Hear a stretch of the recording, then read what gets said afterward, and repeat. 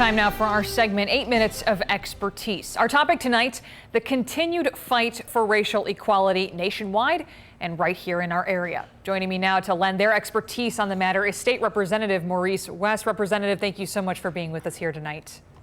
Thank you so much for having me. How are you? I'm doing very well, thank you. And I first wanted to get your thoughts on Rockford Mayor Tom McNamara's 4-step outline to combat racial injustices within the community. What do you think about those 4 steps? They are a good start to what needs to be done. And I just want to commend him for listening to the Black community on what needs to be done. He and I had several conversations. And so these 4 steps are a good start to the path towards racial justice. And I'm hoping that he is able to hear a lot of unfamiliar voices while he does this. For example, the 4th step is listening to the Black community.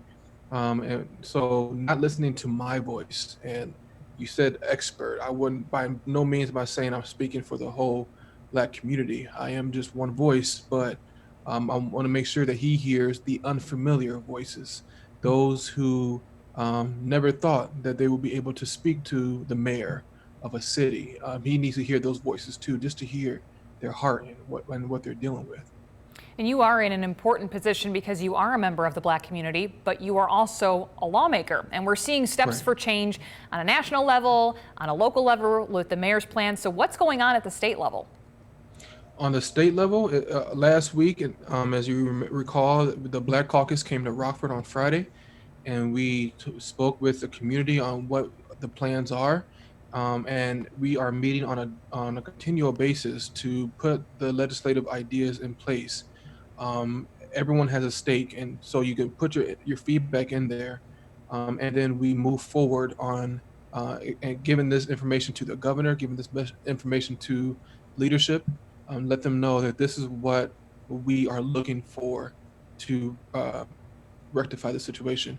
What the biggest part, however, is that we listen, individual lawmakers listen to the community that they serve.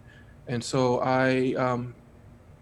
my plan is to have these community connections on my own platform, where I bring people in who has come to me with legislative ideas, share it with my community, my constituents, get their feedback on it, and then take it to the Black Caucus and to the Springfield. Right now, we have to work on one accord, on a united front to fight racial injustice. And so as a lawmaker, it's my job to not act like I have all the answers, but to get the answers also from my community. So I too need to listen as well. And as we're staying on the topic of listening, have you had conversations with the group Rockford Youth Activism, which has organized many of these protests we've seen here in Rockford? I have not, but I want to commend them for their resilience and the fact that they are organized to the point where people are listening already. And so I just want to commend them on that. But no, I have not had a personal conversation with them. And we have heard from the chief of police, from the mayor, and now you yourself that there have been no conversation with the group. And it's not for lack of trying.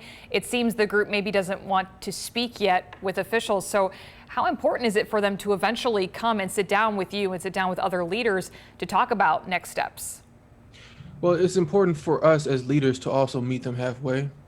We can't just stand solid on where we are and expect them to come all the way to us to have this conversation. We have to meet them in a position where they know that they're not only heard, but their words are valued. So that's why like I said earlier, I'm glad that the mayor had put out this 4-point step, showing that he's going to meet them halfway on this. And so that's what's important. Even for me, it's important that I don't act as if I am speaking for them. I want them to have their own voice. And if they ever reach out to me, I'm there. But at this moment in time, I want them to express themselves, express their voice to the mayor, to the chief of police, and anything statewide that needs to happen, they know where to find me. What happens moving forward if this group never comes to you or to any other local leaders? Well, I'm hopeful that we are able, as local leaders, are able to, again, show that we are in a position to hear them. and I'm hoping that that will bring them to the table. I don't have any reservations on the fact that they may never come to the table or to have a conversation. I don't think that's going to happen. I think eventually they will. They've been very, based on what I've seen on Facebook, they've been very structured and organized in what they are wanting to happen in our community. So um, I think they will come to the table. And if they don't, we'll just find another way to. I'm hoping that there will be other ways to figure out how to have a conversation with them. I want to switch gears a little bit here. On Facebook over the weekend, you called out some of your Republican colleagues, and I wanted to dive a little bit deeper into that. You said on your post on Saturday, I did not confront you while you screamed from the mountains about reopening Illinois while black people were dying at an alarming rate from COVID-19. But now you're quiet about racial injustice. You're quiet about the death of George Floyd. Now I scream from the mountaintop. And you tagged Senator Dave Severson, Representatives Joe Sosnowski and John Cabello, and you said, we are waiting. Tell me a little bit about this message, what compelled you to do it, and what's happened since it. Well, I want to start with the fact that by no means was this meant to be political. Um, if Senator Stadelman did not come to the Black Caucus press conference that came in here in Rockford, he stood there in solidarity with us. If he didn't show up, he would have been tagged too. It's not political. It's personal. I'm the only black lawmaker in this region, and I yet myself am personally hurting and tearing up and crying at times.